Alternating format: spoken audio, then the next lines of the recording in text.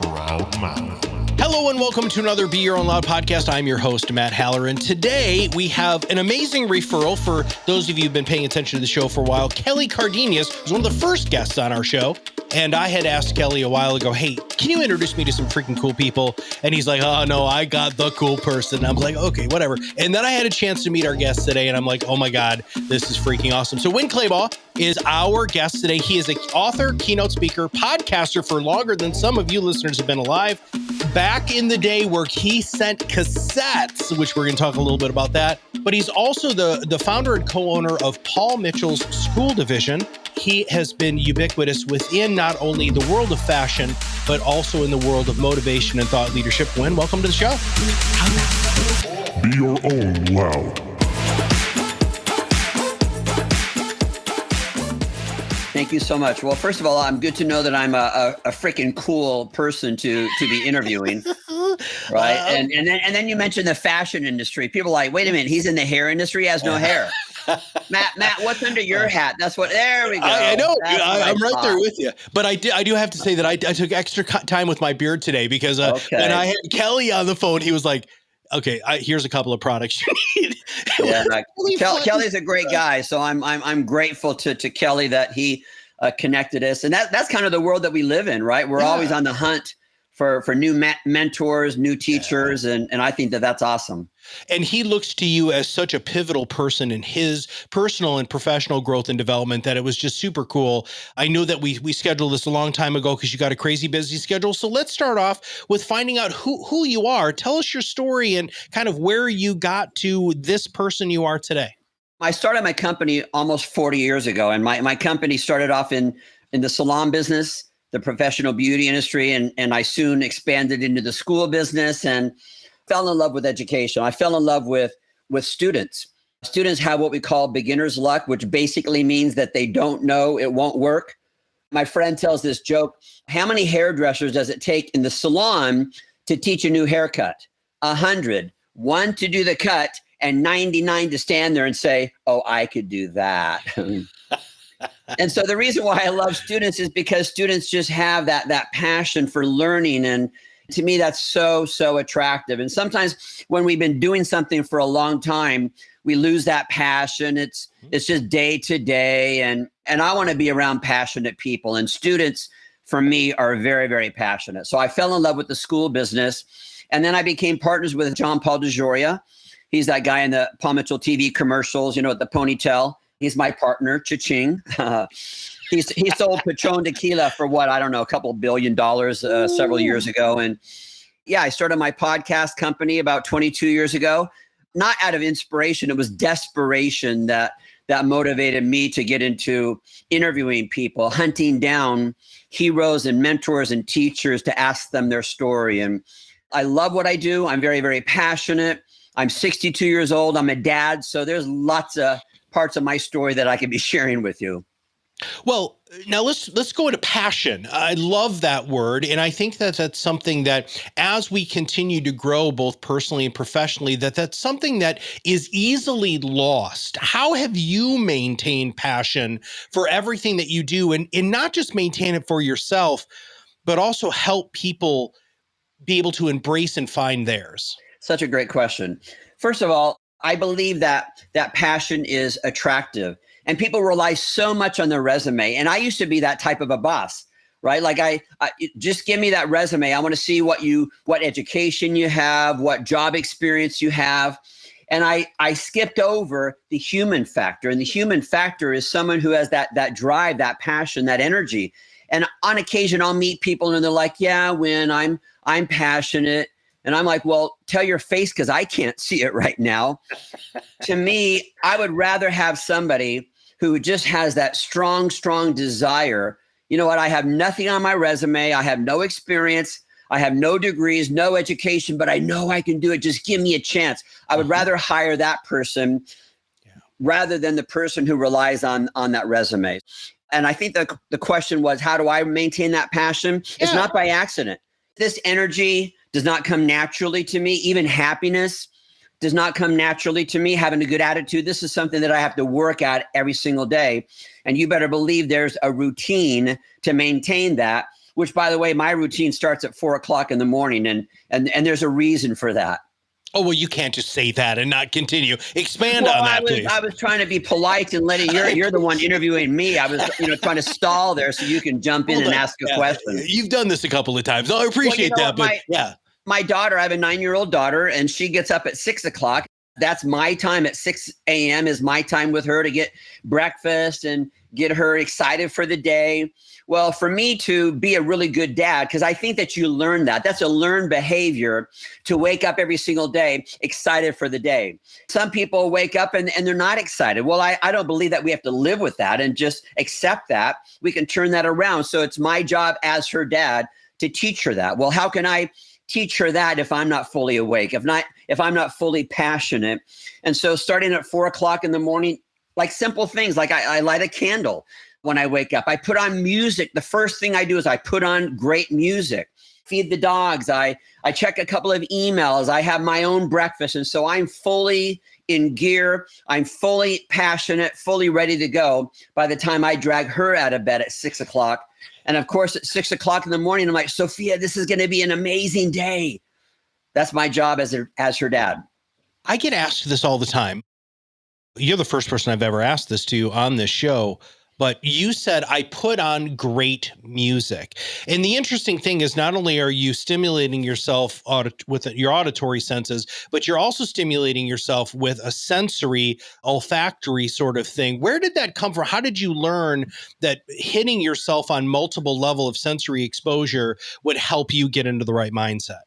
I think if you asked anybody, what are those things that set you up for happiness, that set you up for success, that set you up for passion? They would have that list, but they think that it's somebody else's responsibility to make that happen. Yeah. So something as simple as having fresh flowers in the house. Oh, I love it when I have fresh flowers in the house, but they're angry at so-and-so for not sending flowers. Yeah. No, it's nobody's job. It's your job. It's your job to do the things. Like if you asked anybody, like ask an audience, how many of you feel better about yourself when you're driving around in a clean car? Almost every single hand would go up. Yeah. And then you ask them, how many of you will drive a dirty car for weeks? And almost every hand will go up. Nobody's going to steal your car, wash it, and then bring it back.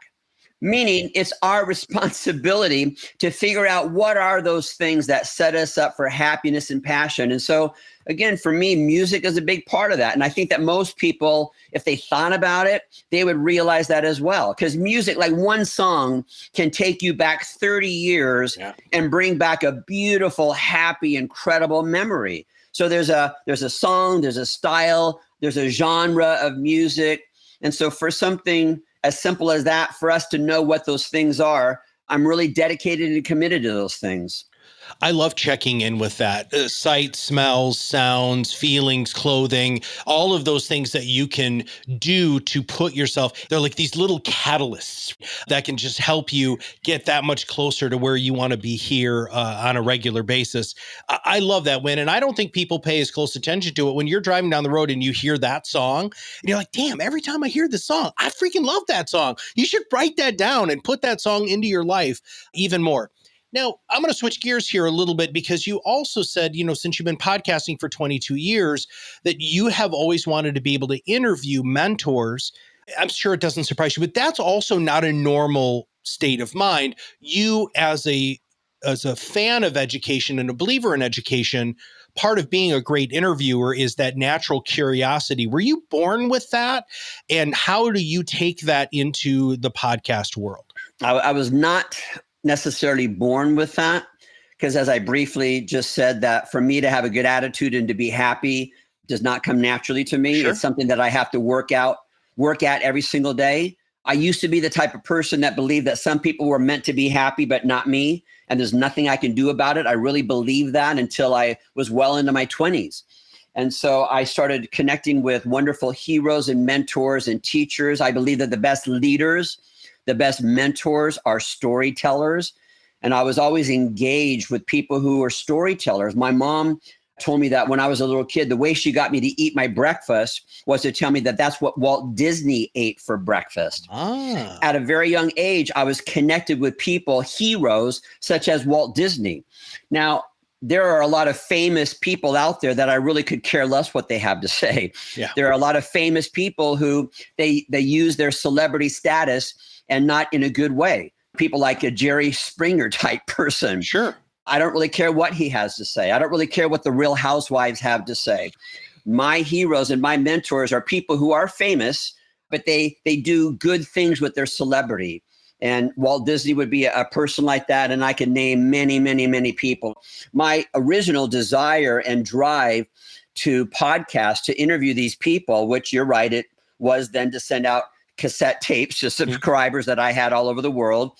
My original drive and motivation to do that was not for inspiration. It was because I was desperate. Sure. I was so desperate and miserable that I had to find some answers. And when I started hunting down my mentors and my heroes to ask them questions, one day I decided to add a microphone to the equation so that everybody could hear what their answers are. Yeah. The power of this is I believe, and I'm hugely biased, as I know you are, that the interview format is absolutely an unbelievable way to have people peel the onion, as a kind of an old saying there, for you to get deeper and deeper and find out who that person is. Who have you learned from an interviewing perspective? I know we talked a little bit about this before we went live today, but I'd love for you to share some stories on how you learned how to be a good interviewer and how you have continued to exercise that curiosity that you need to be good at it. Well, I love that word, curiosity. I love that word because, little kids have curiosity, but I know 18-year-olds who already know it all, which to me is so unattractive. I know 90-year-olds who still have that level of curiosity like a little kid, and that's so attractive to me. And so I did have that natural curiosity. I really, really wanted to know the answer. I really wanted to learn and grow. And then about 15 years ago, Modern Salon magazine called me the Larry King of the beauty industry because I had interviewed so many people, including people like Vidal Sassoon. Well, Larry King read that. He called me and said, "Hey, I need you to come to my house so I can teach you how to be Larry King." And so I went to Larry's house and he sat down with me and he taught me how to ask questions, how to even have more curiosity and pull more stories. And I'm grateful for that time that I had with him because I've had people that I've interviewed who after the interview said, "When I've been interviewed hundreds of times and you pulled more from me than I've ever delivered before. You required that I went deeper and shared parts of myself, which I think are incredible for us to be transparent as human beings, as leaders, where we really can tell those stories. Because Matt, it would be so easy for you to share all of your victories and your accolades and all the awards that you've received. That doesn't inspire people. What inspires people is when we share the times that we fell down, the times that we screwed up, but yet we got back on our feet and we tell them the story of how we did that. To me, for like a boss to share that with their team members, not, "Hey, Forbes just named me the #1 CEO on the entire planet." They don't care about that. When a boss like that says, "Hey, you know what? I was a drug addict 20 years ago.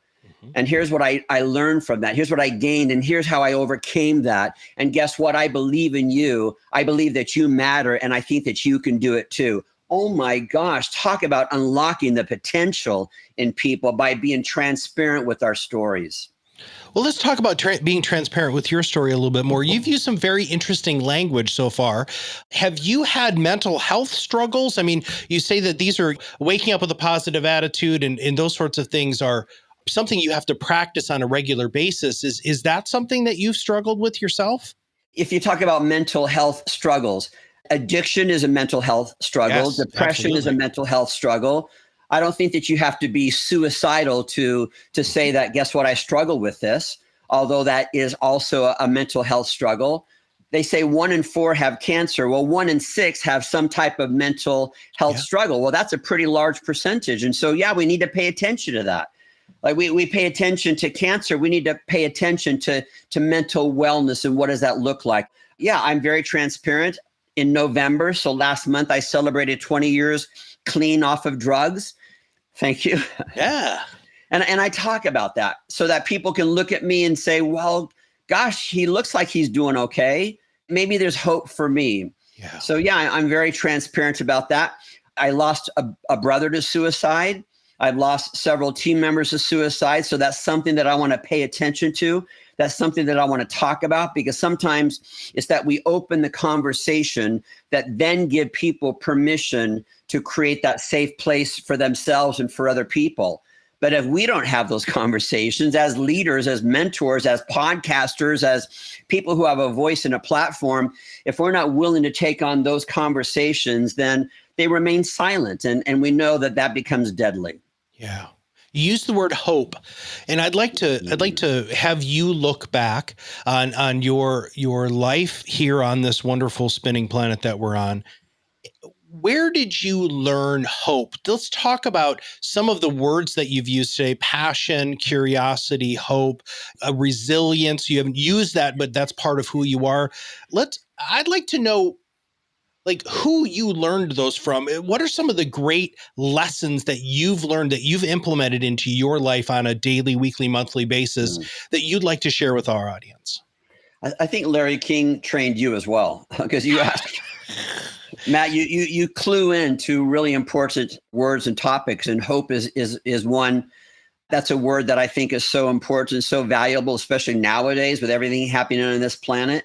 People have lost hope. And I think if we can be the leaders that sell hope, that we market hope, because you can be down and out in every way possible. But if there's a small glimmer of hope, well, then we can work with that. There's a possibility here. And so I think that we always need to be selling and talking about hope. I've always had wonderful parents. So it's not like through any stage of my life, whether it was during my drug addiction or alcoholism, that my parents abandoned me. Oh. I always knew that I had their love and that I had their support, that it was unconditional. And so, of course, that always provided hope for me. But some of my early mentors included people like Marianne Williamson, Louise Hay. I'll tell you something. Some of my first mentors were women. I learned a lot from female mentors, and it was probably because of some past bad experiences where I didn't want to learn from men. And so I really cued into to female mentors. And I think that along the way, through all the struggles that I have gone through, there were wonderful friends. You don't have to be a podcaster or an author or a famous person to provide the hope that we're talking about, to be a hero for somebody.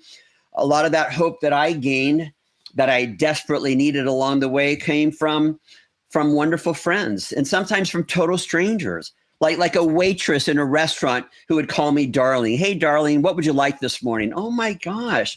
Something as simple as that absolutely had a big impact on me. Looking back on many, many years of interviewing, what were some of your pivotal turning points? Was it a person? Was it a technique? Was it an epiphany that you had while you were asking questions? Talk about that a little bit. That natural curiosity, when somebody gives an answer, there's always a word. And again, Matt, you're great at this. There's a word in their answer that you can build upon. So don't assume that you already got the entire story by asking one question. I think for a parent to learn that. Yeah. What does a parent say? You know, how was your day when they ask their kids, you know, how was your day at school today? What's the answer? Fine. Mm-hmm. That's not the answer. That's not the answer. And I was taught to ask questions like, what was the best thing that happened to you today? Mm-hmm. Where you engage people in a conversation. And I love that engagement, because the human factor is so important.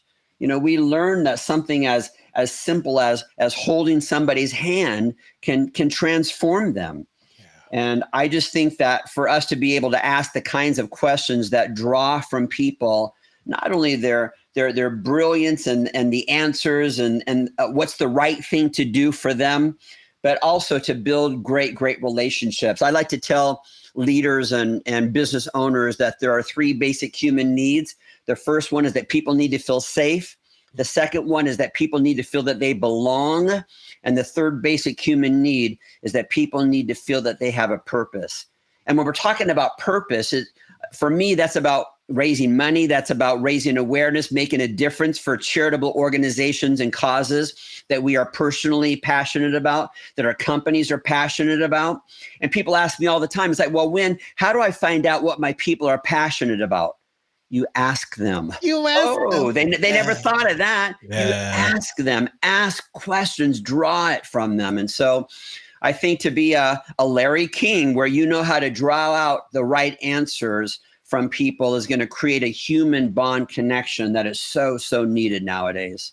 Well, one of the other things that you do very, very well, we're 20 minutes into this and you've done this a number of times, is telling great stories. We have something here we call the perfect podcast formula, which is education, entertainment, storytelling, call to action. Talk to me about the power of stories. How do you use them not only to teach people, but also to make that connection? Anybody can quote doctrine or scripture from a book, right? And we've all heard those speakers on stage, and all they're doing is, point one, step two, this is what you have to do. And it could have been anybody else on that stage repeating the same, I don't even know what to call it, right? Those isms, right? Yeah. Mm-hmm. And they learned it, they gained it from somebody else, right? I just think that when somebody can go into their stories, and I've heard some speakers, like I interviewed Diana Niad. She is, I think, the only person that has ever swam from Cuba to the Florida Keys. I know who that is. Oh my gosh, that's cool. Oh my gosh, this woman. Guess what? The first time that she tried it, she was in her 20s. She failed several times. She finally accomplished it at the age of 64. So she stood in front of my audience for an hour. All she did was tell her story. That's all she did. She never told a part of her story and then said, okay, number one, if you want to be a great leader, you have to do A, B, C. She never did that. All she did was tell her story. And my audience, which was filled with my owners and my directors of my company, they were sitting there taking notes the entire time. They drew from her storytelling incredible business leadership messages. And so just everybody has a story to tell, especially nowadays. Every single person has a story to tell. And when we tell our stories, we give people hope. I just think that since everybody does have a story, and I've shared this on this show before, but I'll be in a line at a grocery store and the person who is checking us out look like they're not having the greatest day. And so I'll ask them how they're doing. And sometimes when they walk through that door, and this sounds very selfish, but I learned something from them, and it also gives them the chance to share something. People love telling their stories, and it doesn't matter where you are. If you give people that safe space, you said that earlier, that safe space to tell their story, connections truly change. I believe that 100%. And yet, you ask people what's their favorite subject, themselves. People love to tell their stories. Yeah. This is my favorite question because I do, as much as I'm a huge fan of Larry King, and I always hearken back to his Jerry Seinfeld interview, and Jerry got mad at him saying, God, you do not even prepare for this. And by the way, his answer was brilliant. I had a whole bunch of questions for you, but as we wrap up today, what question should I have asked you that I didn't? Maybe about being a dad. Ooh, well, I'm a big fan of being a dad myself. Let's talk about that a little bit. What are the lessons that you have learned in being a dad? Okay, this is when you get emotional. Again, I'm 62 and my daughter's 9, and so becoming a dad became later for me in life, and I had no idea that it was going to do to me, becoming a parent, what that was going to do for me. I guess the best lesson that I've learned is about how to be present, especially like something is like when the pandemic hit. So now my daughter's at home full time, before she left for school, and then I could get busy with work. Yeah. My daughter said it to me one time, Daddy, you love your phone more than you love me. Oh, yeah. I only needed to hear it that one time. Yeah. To create that no phone space for my daughter. And I'm not saying that I have mastered that, because I absolutely have not, just to be present. And I think that a lot of us, whether at home, in our relationships with our spouse, our lover, our partner, our children, or even in the workspace, I try to teach people how to not be a jerk. And you may not be a jerk, but people can think that you're a jerk if you're on your phone all the time. Yeah. Because what the message that you're sending out is that somehow that virtual person, whatever's happening virtually on your phone, is more important than the person standing in front of you. When I go to my office, I don't really have an office, but when I go to one of my locations, I purposely leave my phone in the car. Oh. Because when I walk in that building, there are a couple of hundred people in that building. And it's my job to go to every square inch of that building and try to connect with as many people as I possibly can. And if I have my phone with me, I know that that's temptation to not be present. And who did I learn that from? My daughter. Just the value of being present. One more thing, I know that you want to wrap this up. So my daughter, she's the shortest one in fourth grade, okay? But she tried out for basketball, okay? She's never played basketball one day in her life. We don't own a basketball. We don't own a basketball hoop. Daddy, I'm trying out for basketball, okay? Well, she didn't make it, and there were some tears, but I feel like that's a good life lesson right there as well, right? Well, then she tried out for a Battle of the Books, where you have to read a whole book every week for 25 weeks. Well, that's huge. She was falling behind. Sophia, you made a commitment here. Okay, Daddy, I still want to do it. Okay, then she wanted to try out for something else. Anyway, she finally said to me, she said, Daddy, I just want to belong to something. Oh. Oh my God. Oh. What a life lesson. What a life lesson. People want to feel like they belong. People are looking for their tribe, especially nowadays, and the people that we don't acknowledge, the people that we don't celebrate. And I just want to become better and better at that, to acknowledge people, to understand people's lifestyles, to understand people's struggles, to understand their heritage, where they come from, what they identify with. For us as human beings to start really paying attention to those things would just be huge, a huge, huge contribution to this planet. Humans are amazing. And the fact that you wake up every day and you're given this gift is one of those things that I think not only humbles you, but gives you appropriate perspective. And it doesn't matter who you are. It doesn't matter if you're Winn, who's worldwide renowned in so many different things. The fact that he isn't one of those people who's walking around when he goes into his buildings because whoever's on the other end of that phone is more important than the person that's right there. We have to remember that connection. And especially with the isolation that many of us have felt over the last 18 to 24 months. And we really look at that human connection that is so needed because we are very tribal. You should try to do whatever you can to make that connection. All right. Any closing statements that you'd like to make, Winn, before we get off and I ask you how people should connect with you? Yeah, this is the time where, as you're recording this, we're in the middle of the holidays. And I can't think of a better time for us. We have the spirit to really take this with us, take it to heart, and do all we can to connect with people, especially those who perhaps are being abandoned, those who are not thought of right now, which could be the elderly. I love old people. I'm not sure why. Maybe I'm an old person now myself, and so maybe I'm trying to send out that message. But when I graduated from high school, my friends were doing backpack trips to Europe, and I took a month-long road trip with my grandma. That's what I chose to do. So I've always loved. My favorite show is Golden Girls. I got to meet and work with Betty White. That was like the best day of my entire life of when that relationship started. But when you consider especially how senior centers were shut down and are still shut down during the pandemic because they're the most vulnerable, you can imagine how abandoned they might feel at this time. Anything that we can do to find those people who are marginalized, find those people who right now during this time of the year are feeling a bit more left out than others. And this is the time for us. Gather your kids together. Make it a family outing, make it even a company outing. We do this in my company. I have over 100 locations, and all 100 locations are going out into their communities, to senior centers, to, if they can, to sing Christmas carols, to do their hair. And sometimes it's as simple as just painting their nails, but like what you're talking about, Matt, they're having conversations, they're asking questions of curiosity. And of course, they have the best stories to tell. So, yeah. What is the best way for people to reach out to you? And if people want to learn more about who you are, what you do, and what makes you unique and different, where should they go? I love for people to check out my podcast. They're all free. And again, I've been doing this for 22 years, every single month. So I have hundreds and hundreds that people can listen to. And I've interviewed everybody from the president of Southwest Airlines to Dr. Daniel Amen, who just blows me away, to a Catholic nun who became a hairdresser so that she could do hair for the homeless.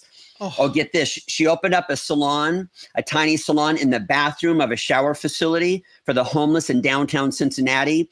And in 7 years, she did 10,000 homeless people. And in that interview with me, she said, Winn, I'm the only Catholic nun that can say I've been in the bathroom with 10,000 men and they all came out smiling. So for people to go to my master's podcast and to listen to those interviews, there's some pretty powerful, incredible messages from hundreds of amazing people. Well, Winn, I want to personally thank you for everything that you've done to contribute to the Logos, the greater good of the world and the greater knowledge base. I want to thank you for taking some time with us today, albeit short. We truly appreciate it when we can get anybody who has the life experience and the life perspective that you have, because our goal is to help empower people to rise above the noise so that they can be their own loud, so they can get their voice out in the marketplace and combat a lot of the misinformation that all of us are consuming on a regular basis. So, Winn, thanks for being on the show. I love your messages. And again, you're doing such a great job in spreading this message, and especially that just how to rise above the noise. There's so much noise out there. And oftentimes that noise, the loudest noise, are from naysayers. Yeah. It's from people that we should not be listening to. So thanks, Matt, for spreading that wonderful message. If you have not subscribed to the show, make sure that you do. Follow us, of course, on all of the social media handles. They are everywhere. And if you too want to know about how you can rise above the noise to be your own loud, just go ahead and find ProudMouth on social, or you can connect with me also. So for Winn and all of us here at ProudMouth, we'll see you on the other side of the mic very soon. Thank you for joining us today. We hope you've learned something new that will help you be your own loud and rise above the noise in your vertical of expertise. At ProudMouth, we help you sell less and advise more by amplifying your influence over a growing audience of magnetically attracted fans who will chase you down instead. When people opt into your thought leadership, the sales process changes from hard selling to people buying from you. Isn't that what you want? If you want to know more about how this process works, please visit us at proudmouth.com or join our free PodRocket Online Academy at proudmouth.com/academy. Thanks, and we'll see you soon.